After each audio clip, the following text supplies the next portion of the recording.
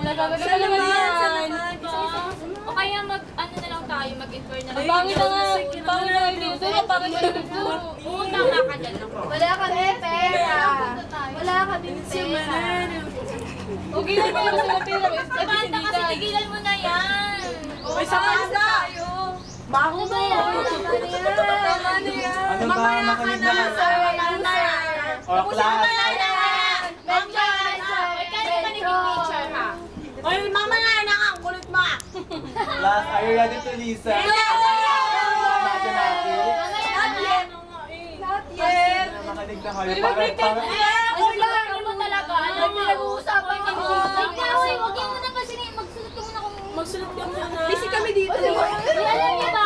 Ano tayo dyan? Ay, patay. Maganda ang science. Ayan. Paralan Ayan. sa Ay, oo, tama. SCI. SCI. Ano ibig sabihin ng scoop? Any students, career opportunity, personality. 5 minutes pa!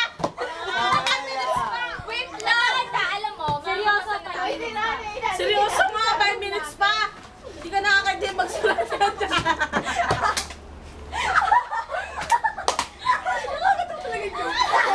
Kayo ng mga ilang minuto. Ikaw sir, pinagbibigyan. Mama ka sa amin, sumama ka, makikwento ka. Hindi mo ba Manili alam? ka. Madami mo nga lalaki na gano'n. Mga mancho! Wait lang, ano nangyari sa school kanina? Ano yung malam sumamog yung bum-bum-bum? Ano yun? Kasi Cruzan nagpasabo. Nagpaputok ba naman? Manipis! Ano yun? Ay, Sa patay. mutok naman agad.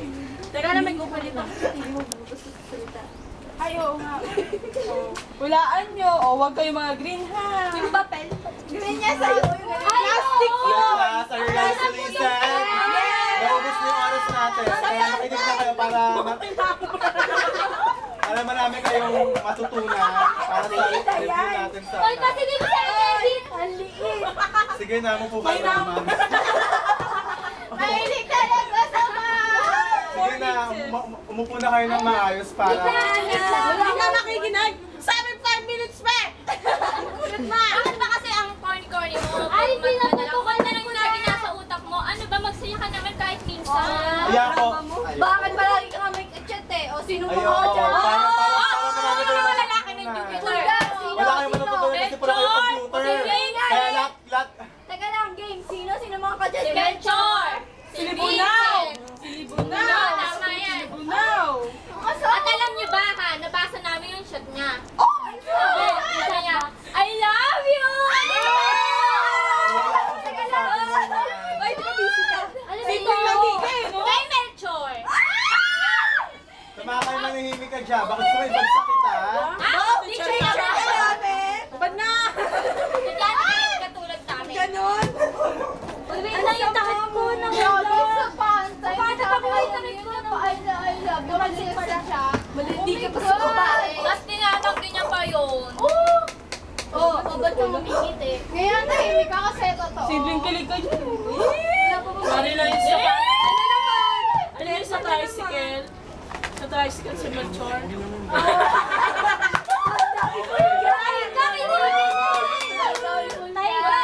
Namumula yung tenga, oh. Kaya nga. Ay, namumula yung tenga. Alam mo lang yan. Sabi niya sa pantay, nahuhulog siya ng pag-ibig. Kay Melchor. Kasi sa Jay. Para sa sa banda po naman Hindi naman kayo, wala dito yung tao pinag-uusap. Bakit? Ito, nagkakita mo ni Dung.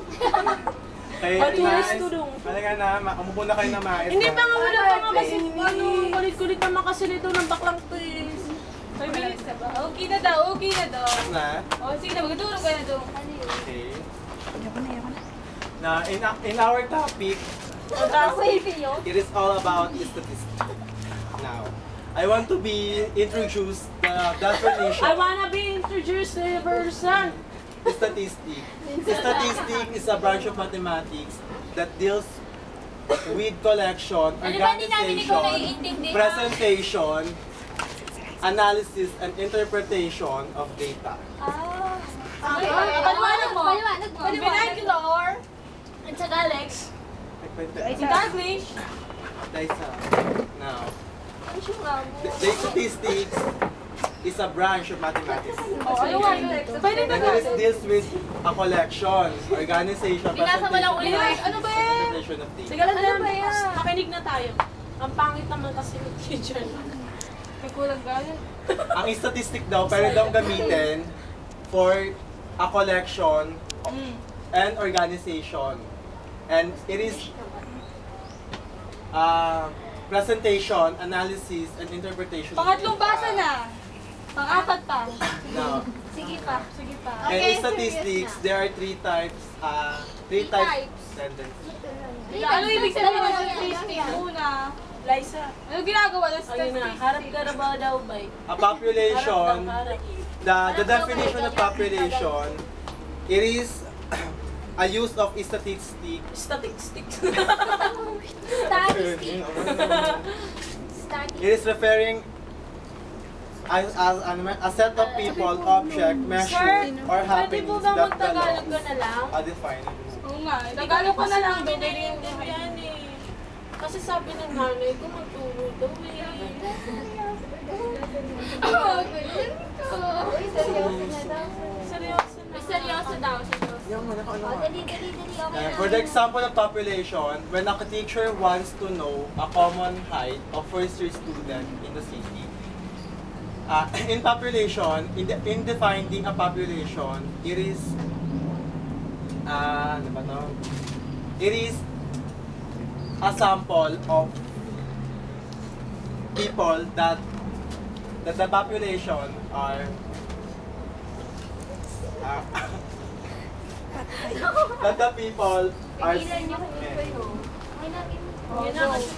and while the sample, it is any subset of elements drawn by the sum approximate method for define population. For example, she got only a sample of 243 students.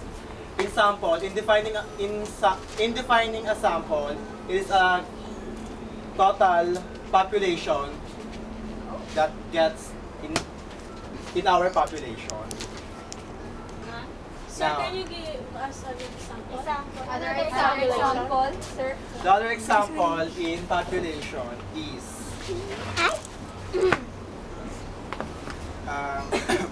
when a researcher wants to know the IQ of a student in the science high school, then it is another example of population. Then while the samples, it is he or she gets a sample of 51st year to 4th year students from each of the science school in Metro Manila. Ah, This is a difference between the population and sample. Then what is the other one types of center tendency? It's only two.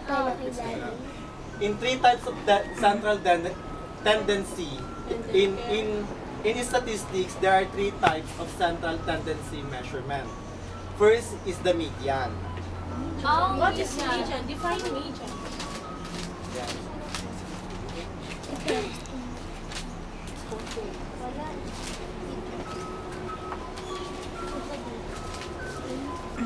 A median.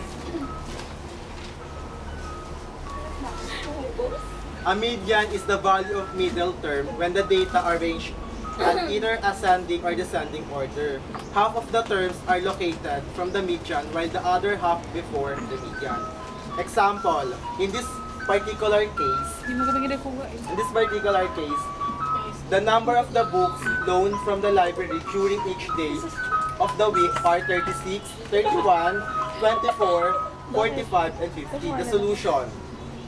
Arrange the number as highest to lowest. 24, 31, 36, 41, 45, and 50. There are 5 items and the middle term is 36. The median is 36. The middle term of this sequence is 36. Diba nila yung middle term? Or middle median. Then the second types of central tendency are the mean. A mean is a single measure which can be represent all the numbers in the set, not to describe a mass of data. It is necessary to study further the future of the different measures in order to determine which can better explain the characteristic of each data. For example, in this particular case, the grades in advanced algebra of 10 students are 82, 85, 79, 78, 88, 87, 88, 89, 75, and 77. What is the average of each grade? In solution, mean is equals to add the all grades in advanced algebra of 10 students. Then divided by how many Students. items or how many get this items of score, then is equals to 10. Then the mean is equivalent of 82.9 or round off 83. 83 yung mean, makikita. This sequence. Okay. Then the last types of 3 types of central tendency are the mode. A mode is another measure of position is referring as to the most frequent value. And in a distribution, the element or measurement which is repeated the most number of items in the mode. For example, the size of 15 classes selected at random is listed below. 40, 39, 42, 48, 45, 46, 42, 49, 43, 42, 41, 44, 38, 42, 47. In finding the mode, it is get the higher number. The higher number of this particular sequence are 42. 42. Higher. Oh, 40. Why you say that we get the higher?